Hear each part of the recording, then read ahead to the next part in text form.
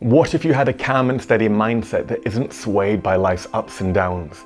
A psychological resilience that allows you to stand strong in the face of adversity. I'm Dr. Aria, a psychologist specializing in high performance and resilience. And today I'm going to share the secret to becoming mentally stronger with 3 simple yet powerful Zen principles, which also have the nifty acronym MAN: mindfulness, acceptance, non-attachment. There's an age-old Buddhist story called the 2 arrows. A man is walking in a forest when he's suddenly hit in the arm by the arrow from a hunter's bow. The hunter panics and runs off, leaving the man injured and alone. With no help in sight, the man's mind begins to spiral. What if I don't make it back to the village? Am I going to die? How will my family provide for themselves if I'm not here? These worries, these fears, they created additional suffering and paralyzed him from dealing effectively with the arrow in his arm. This is the heart of the tale. The first arrow, the one shot by the hunter, caused unavoidable pain. But the second arrow, the mental anguish and suffering of fear and worry he inflicted on himself, was avoidable. The brutal truth is that in life, pain is inevitable. We all experience that first arrow.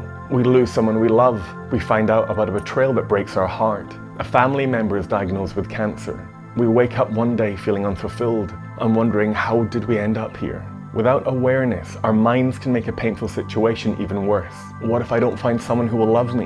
What if my sister doesn't respond to the chemo? What if I never find my purpose in life?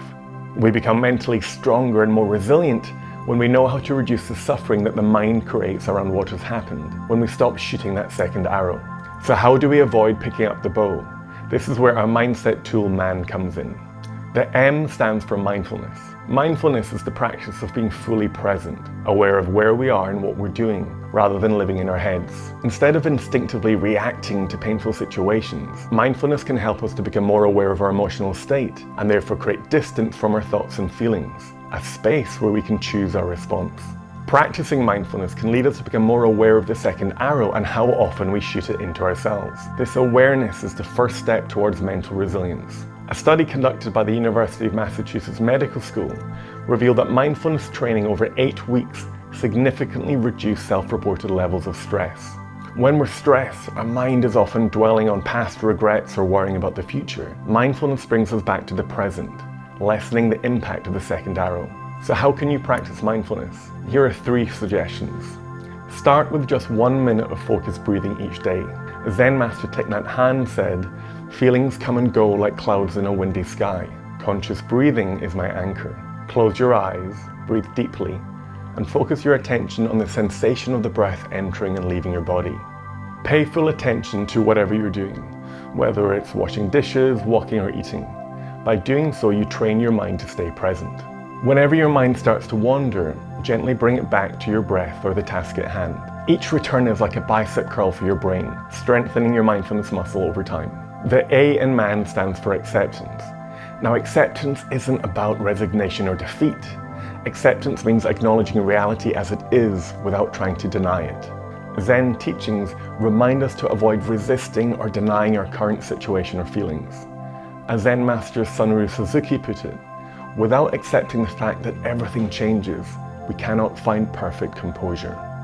When we face pain, we often resist it, and in doing so, we create more suffering for ourselves, our second arrow. But when we accept our situation, we stop amplifying our pain with worry, fear, or regret. Scientific studies, like the one published in the journal Behavioral Research and Therapy, show that acceptance is linked to lower stress levels, better psychological health, and improved well-being.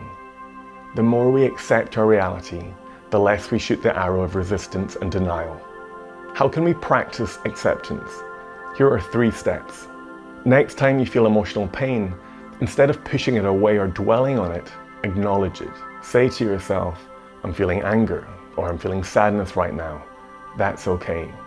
Take a few moments throughout the day to slow down, identifying what you're feeling in your heart and your body, and allow it to be there without judgment. Start journaling. Writing about your experiences and feelings can provide a clearer understanding and acceptance of your emotional state.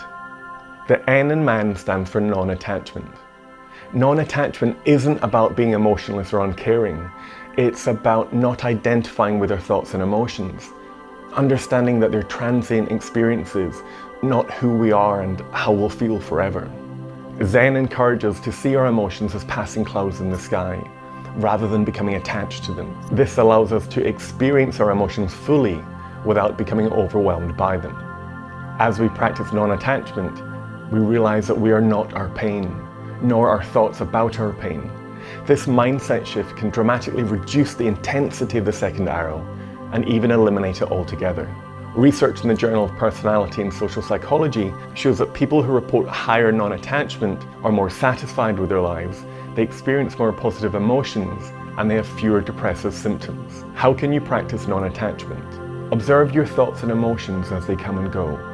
Try to see them as separate from your sense of self. Practice letting go of rigid expectations.